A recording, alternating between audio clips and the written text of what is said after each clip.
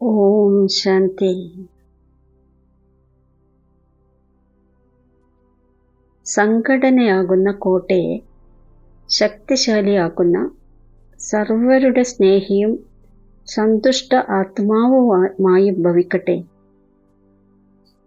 സംഘടനയുടെ ശക്തി വിശേഷ ശക്തിയാണ്. ഒരേ അഭിപ്രായമുള്ളവരുടെ സംഘടനയുടെ കോട്ടയെ ആർക്കും ഇളക്കാൻ കഴിയില്ല. പക്ഷേ ഇതിൻ്റെ ആധാരമാണ് പരസ്പരം സ്നേഹിയായി സർവർക്കും ആദരവ് നൽകുക, കൂടാതെ സ്വയം സന്തുഷ്ടരായി സർവരെയും സന്തുഷ്ടരാക്കുക.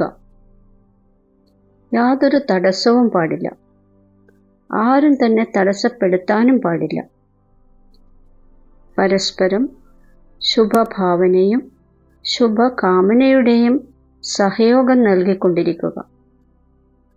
അപ്പോൾ ഈ സംഘടനയുടെ കോട്ട എത്ര ശക്തിശാലിയാകും! സംഘടനയുടെ ശക്തി തന്നെ വിജയത്തിൻ്റെ വിശേഷ ആധാര സ്വരൂപമാകുന്നു. ഓം ശാന്തി.